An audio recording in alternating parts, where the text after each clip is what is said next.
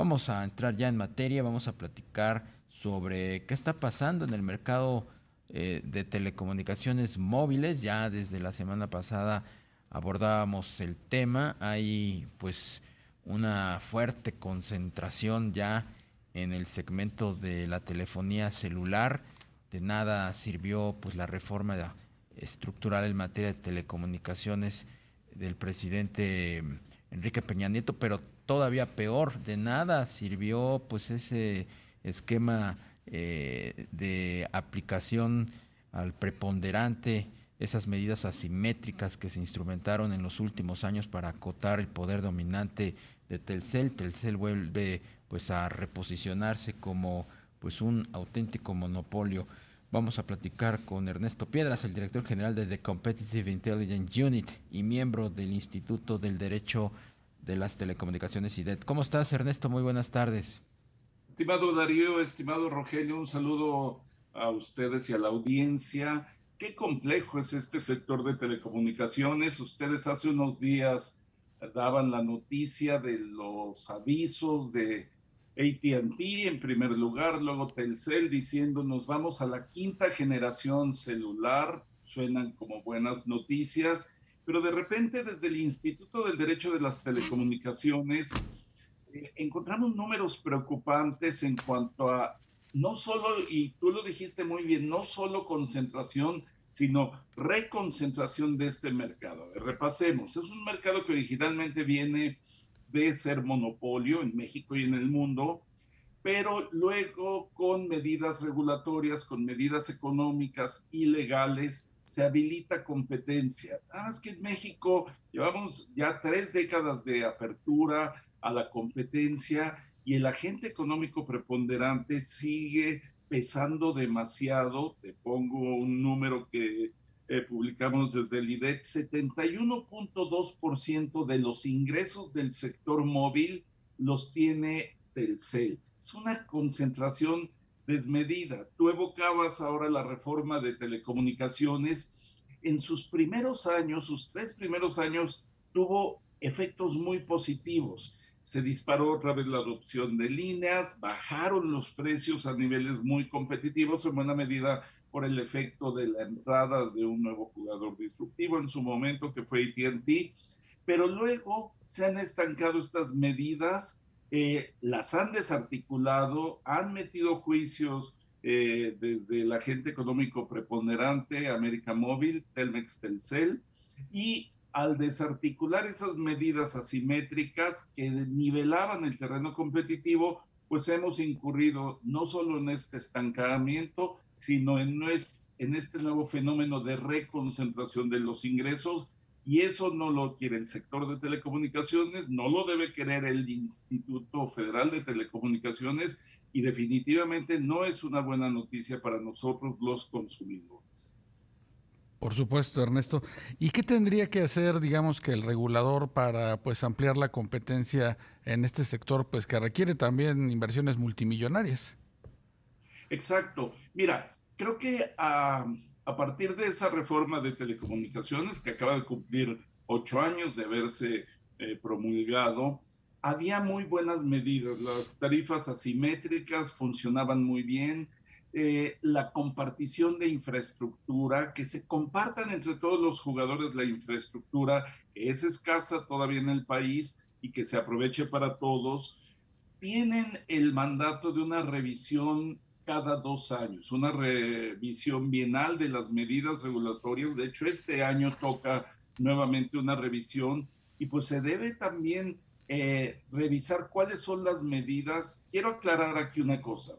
No se trata de lastimar a ningún jugador ni de desaparecer a ninguno, se trata de gestar competencia efectiva. Y esto se ha hecho en mercados europeos, en el resto de América del Norte, en donde hoy tienen mejores grados de competencia y, como tú bien mencionas, Rogelio, buenos montos de inversión y una operación sana.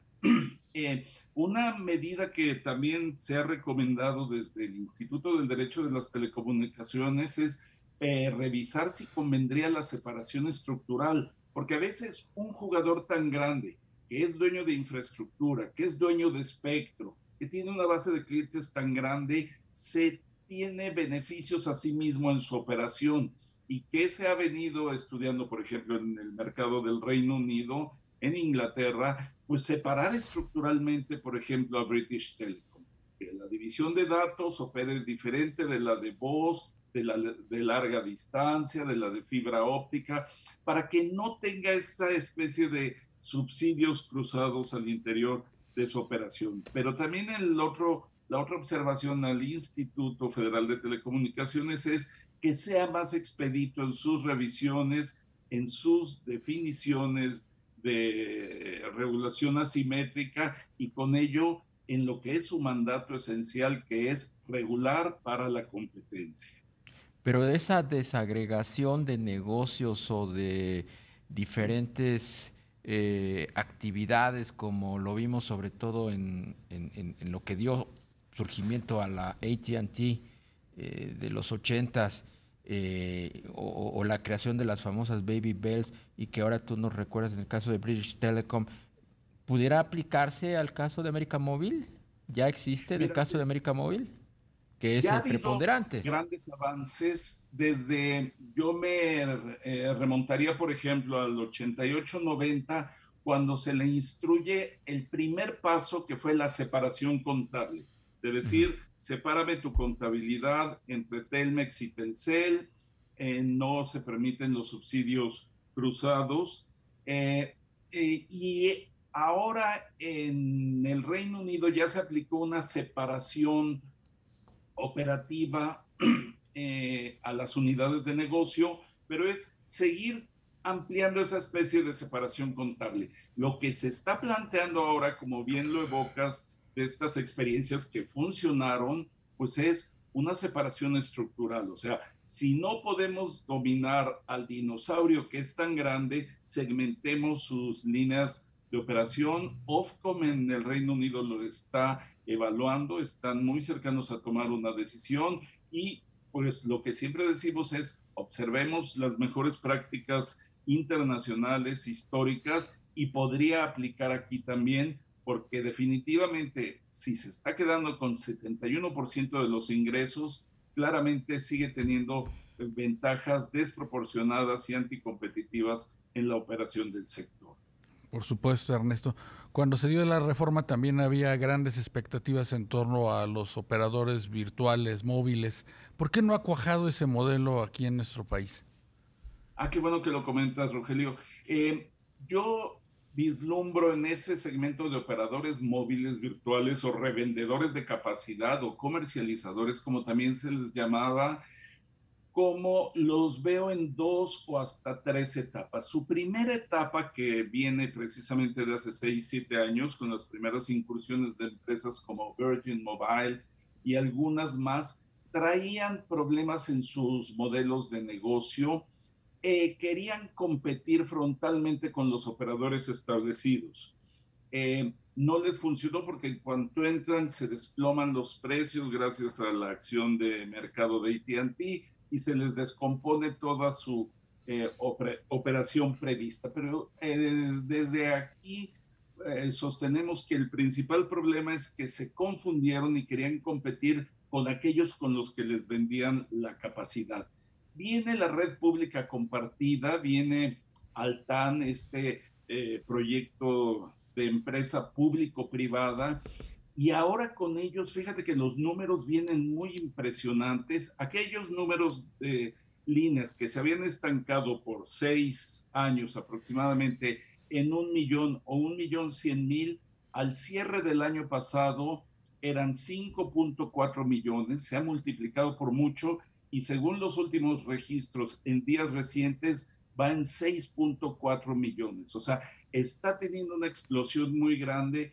¿Cuál es la clave que han seguido? Su clave del éxito actual que ya podemos vislumbrar, tener operación de nicho o muy segmentada. Vemos supermercados muy grandes que lanzan su operador móvil virtual, Sí. vemos cadenas de cable y de televisión de paga que te dicen, vente y te ofrezco por 200 pesos prácticamente datos ilimitados y están empezando a ser muy atractivos para el mercado. Entonces sí hay una nueva capa de competencia y es muy interesante ver cómo Telefónica está regresando su espectro radioeléctrico, retirando su operación, pero por el otro lado, los operadores móviles virtuales, sobre todo los que están operando sobre la red de Altán, están teniendo este despegue tan notorio trimestre a trimestre. Pero pues eso no es competencia, ¿o sí será competencia, Ernesto? Mira, no Para prevemos, América Móvil, para David. el que concentra el más del 70% del negocio.